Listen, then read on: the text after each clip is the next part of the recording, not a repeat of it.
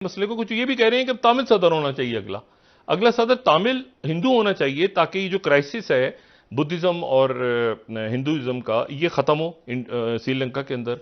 बाली में जो मुलाकात हुई है चाइना के वजीर खारजा की फॉरेन और मिनिस्टर जयशंकर जो उनके वजीर खारजा जो जिनकी मैं बड़ी तारीफ करता हूं क्योंकि सर, मैं इसलिए बिल्कुल तारीफ करता हूं कि बिल्कुल वो पॉलिटिक्स पे कम बोलते हैं ना और वो इतने कॉम्पिटेंट है, मुश्किल हालात काफी में कॉम्पिटेंट। उन्होंने इंडिया की फॉरेन पॉलिसी को संभाला हुआ है। अच्छा, इसके साथ ही इंडिया के ऋषि सुनाक वो अभी दौड़ में शामिल हैं, वो बाहर नहीं हुए। इसका मतलब है कि उनको जो फेवर चाहिए थी, जो हिमायत चाहिए थी, वो उन्होंने हासिल कर ली। देता हूं कि पाकिस्तान जो है वो इकोनॉमिक जो डिजास्टर है अल्टीमेट उसके फेस करने के लिए जो जिस ट्रैक पे दौड़ रहा है वो बड़ी तेजी से दौड़ रहा है और उसका इंजाम जो है वो वही हो सकता है जो श्रीलंका।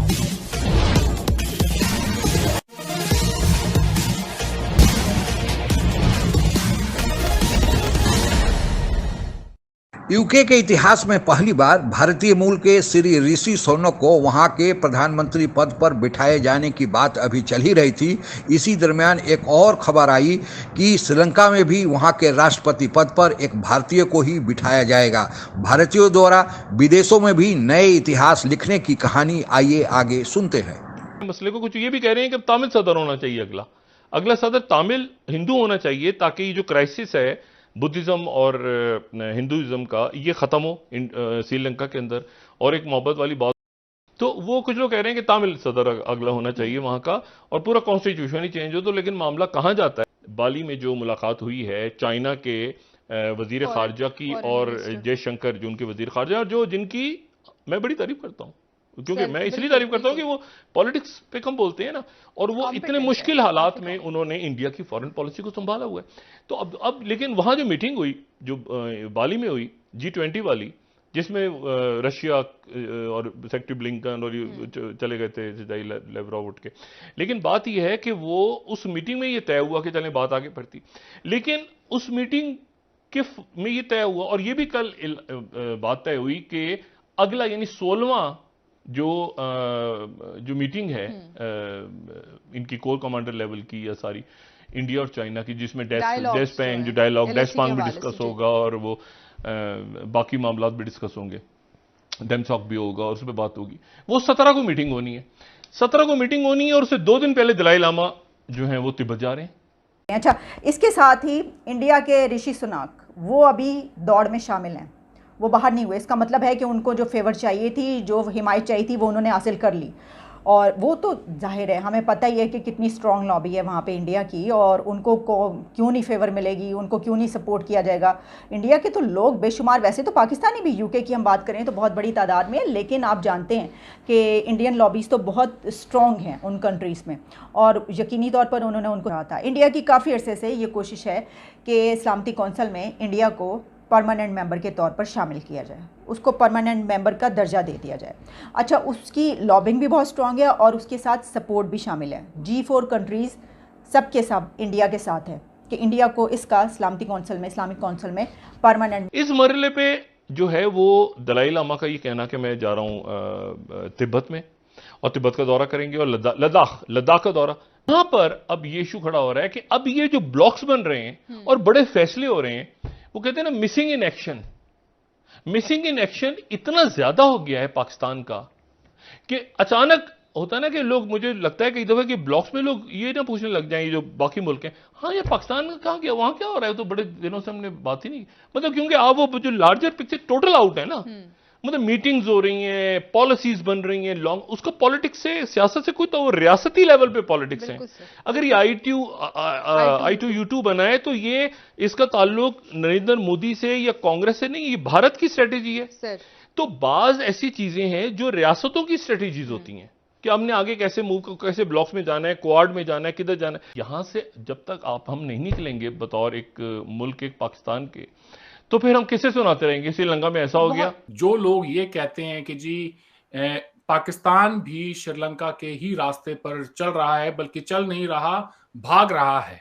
और जिस तरह की देता हूं कि पाकिस्तान जो है वो इकोनॉमिक जो डिजास्टर है अल्टीमेट उसके फेस करने के लिए जो जिस ट्रैक पे दौड़ रहा है वो बड़ी तेजी से दौड़ रहा है, और उसका इंजाम जो है वो वही हो सकता है जो श्रीलंका है। जबकि पाकिस्तान जो है वो गुज़श्ता 70 साल से एक ऐसी दौड़ में मुब्तला है जिसको कहते हैं ना, नोविश्ताए दीवार को ना पन्ना के दीवार पे क्या लिखा हुआ है, उसको नोइंगली, डेलिब्रेटली और इंटेंशनली जो है इग्नोर किया है पाकिस्तान ने। तो आज जब हम ये बात कर रहे हैं तो आल दो के पाकिस्तान को IMF ने जो है वो हाँ कर दी है, जिसको बहुत सारे लोग जो हैं वो एक बेल आउट और रेस्क्यू बात समझते हैं, लेकिन मेरा ख्याल ऐसा नहीं है। मेरा ख्याल है कि पाकिस्तान अपने आप को जिस दलदल में जो है वो धंसा चुका है, उससे निकलने का तरीका IMF से कर्जा या मजीद कर्जा नहीं। कुछ देर पहले ये इतला आई कि राजापक्सा जो हैं, जो कि आज अल सुबह मालदीव से रवाना हो गए थे सिंगापुर के लिए, तो उन्होंने अपना इस्तीफ़ा ईमेल कर दिया। लेकिन ये भी मुतज़ाद इतलाते हैं, जब तक हमारे सामने उनका रिटर्न नहीं आ जाता इस्तीफ़ा तो हम बात नहीं कर सकते। अच्छा, वो सऊदी अरेबियन एयरलाइन में निकले हैं। अच्छा। और बात ही कही जा रही है कि वो सऊदी अरेबिया जा रहे हैं और रास्ते में वो सिंगापुर पे रुके हैं, क्योंकि जो प्रेसिडेंट राजापक्सा अभी तक प्रेसिडेंट ही हैं, वो उनकी ओपन हार्ट सर्जरी सिंगापुर में हुई थी 2019 में, और पिछले साल दिसंबर में भी वो सिंगापुर गए थे। ठीक है, राजापक्सा फैमिली से तो एक कॉम्प्लेक्स सोसाइटी है, और उसमें कुछ लोग तो ये भी कह रहे हैं कि जी अगला जो सदर है, ये पूरा सिस्टम ही खत्म हो जाना चाहिए गालिबन, के सदर को इतने इख्तियारात हों कि वो वजीर आजम, देखे ना क्राइसिस पैदा हो गया, कॉन्स्टिट्यूशनल क्राइसिस, सदर इस्तीफा ही नहीं दे रहा, सदर इस्तीफा नहीं दे रहा तो वजीर आजम उसके सदर, मतलब एक गुफा हुआ पूरा मुल्क और माशी क्राइसिस। भारतीय मूल के लोग बाहर में भी जाकर अपने प्रतिभा के बल पर, अपने ईमानदारी के बल पर, अपने कर्तव्य निष्ठा के बल पर बड़े बड़े पदों पर तो छाए हुए थे, लेकिन अब वहां पर राजनीतिक शीर्ष पद होता है उस पर भी बिठाए जा रहे हैं। और UK में और श्रीलंका में जो अभी प्रधानमंत्री और राष्ट्रपति पर क्रमशः बैठाए जाने की बात कही जा रही है, यह एक इतिहास ही रचा जाने वाला है, और इसके पीछे कुछ कहानियां हैं। आप लोगों को पता ही होगा कि UK, जिसे ग्रेट ब्रिटेन कहा जाता है, इसका सूरज अस्त नहीं होता था, भारत भी उसका गुलाम था, और 1947 में भारत को आज़ादी मिली, यह सब आप लोगों को पता ही है। अभी जितने भी देश UK के गुलाम थे अभी भी पूरी तरह गुलामी से मुक्त नहीं हैं। अभी जो 52 देश हैं जिन्हें कॉमनवेल्थ नेशन कहा जाता है, वे सभी देश हैं जो एक समय UK यानी ग्रेट ब्रिटेन के गुलाम थे। यही नहीं, जितने भी देशों में अभी क्रिकेट खेला जाता है, यह समझ लीजिए कि यह कभी न कभी UK के गुलाम रहे हैं। अब एक समय जो हमारा राजा था जिसके अंतर्गत हम गुलाम थे, अब वहीं पर एक भारतवंशियों द्वारा वहाँ के शीर्ष पद पर जाना, वहाँ को संचालन करना एक बहुत बड़े गर्व की बात है, और यह एक नया इतिहास रचा जाने वाला है। उसी तरह श्रीलंका में आप लोगों को पता ही होगा कि वहाँ पर सिंहली और तमिल बहुल्य लोग हैं, और सबसे जो बड़ी बात है कि तमिल और सिंहली के बीच वर्चस्व की लड़ाई में वहाँ पर बड़ा नुकसान हुआ है। हालांकि तमिल दब गए, जो भारत के तमिलनाडु प्रांत से संभाल रखते हैं,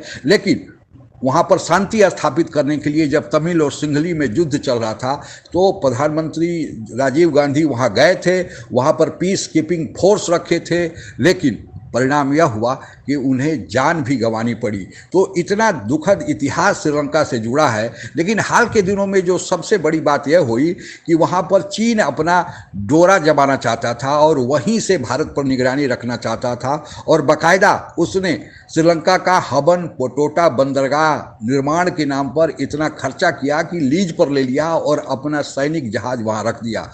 भारत के सबसे नज़दीक पड़ोसी होने के चलते समुद्र में भारत के लिए एक बड़ी चिंता की बात थी। लेकिन अब न तो वहाँ पर चीन रहेगा और न चीन वहाँ से निगरानी कर रहेगा, क्योंकि सारी जनता चीन के खिलाफ हो गई है। और दूसरा, भारतीय मूल का जब वहाँ पर राष्ट्रपति होगा तो परिणाम तो आप जानते ही हैं कि चीन का क्या होने वाला है। इसलिए कहा जा रहा है कि आज भारत दोनों देशों में जो वहाँ के राजनीतिक शीर्ष पर जब भारतीय व्यक्ति बैठेगा तो हम लोग शुभकामना ही प्रकट कर सकते हैं यहाँ से कि जल्दी बैठे और भारतीयों का नाम, भारतीयों के यश का झंडा और बुलंद करे। आज के लिए बस इतना ही। जय हिंद। आप अगर हमसे जुड़ा रहना चाहते हैं तो कृपया मेरे चैनल को सब्सक्राइब करें तथा बेल आइकन भी दबा दें ताकि नई वीडियो की जानकारी तुरंत आप तक पहुंच जाए।